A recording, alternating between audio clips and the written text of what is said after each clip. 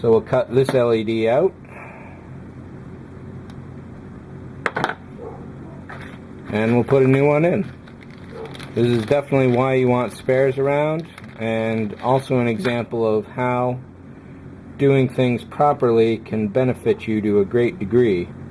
And of course I should also unplug these while I'm soldering, because solder does have current going through it, and LEDs have current going through them, and you don't necessarily want the two to mix. And there we go there. And here we go here.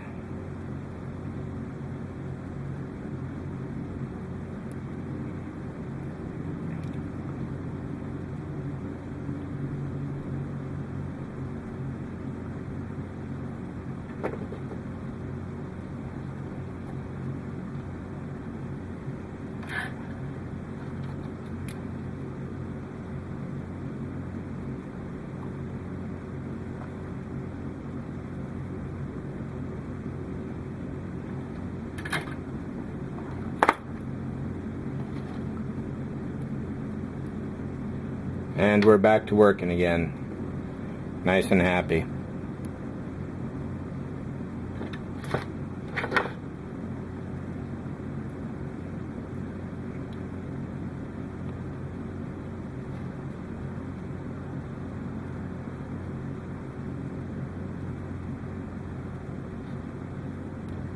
So what I want to do is stick these two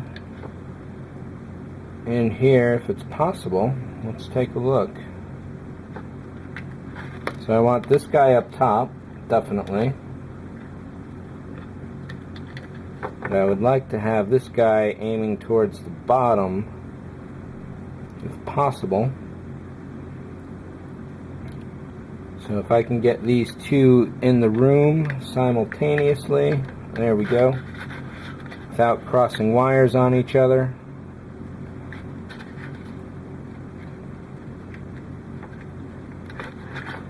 Now, crossed wires on LEDs like this shouldn't do anything bad. At worst, all it should do is shut them off.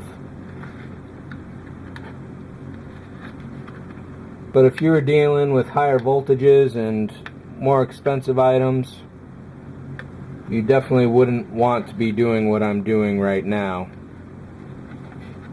because you would be risking the device itself. So let's wrap the wire up top there to help give it a little support, and we'll run some glue down the side.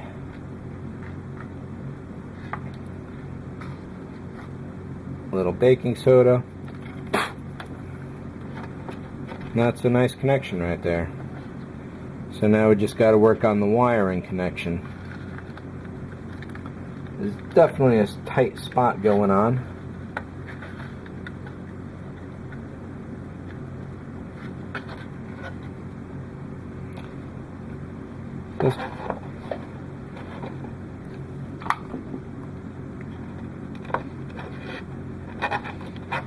So this bottom one can't be pointing at the floor, but it should be pointing directly across the wall.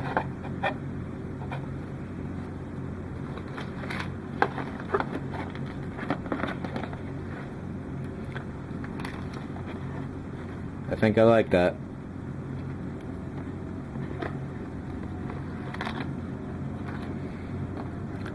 So that shadow on the left there will be canceled out by the LED on that side. Excuse me. And we should just need one for that. We got some crossed wires going on there.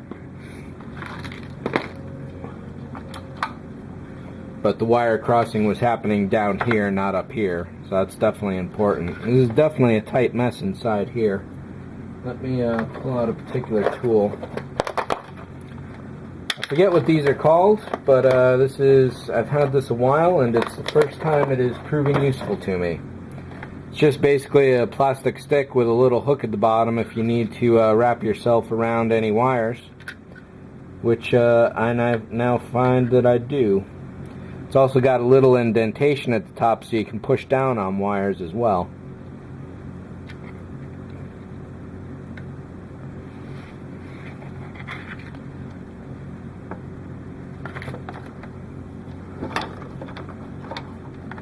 course, one of the most critical things when you're working is having enough light.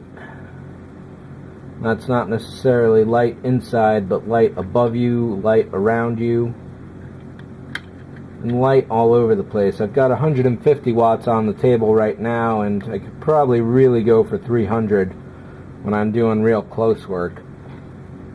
Okay, so these LEDs are a little loose, but they are not going to fall out because of the way this bottom one is angled right across the lip there. They aren't going to cross each other anymore because of the way I just pressed them together. A little loose isn't too bad as far as they go, I don't mind that, but we'll have to move this stuff back here. So as long as the connection is still working.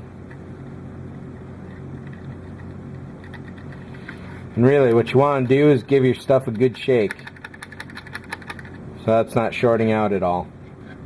This is going to help keep that in place, and I'll probably put a little more glue right here to help it a little further.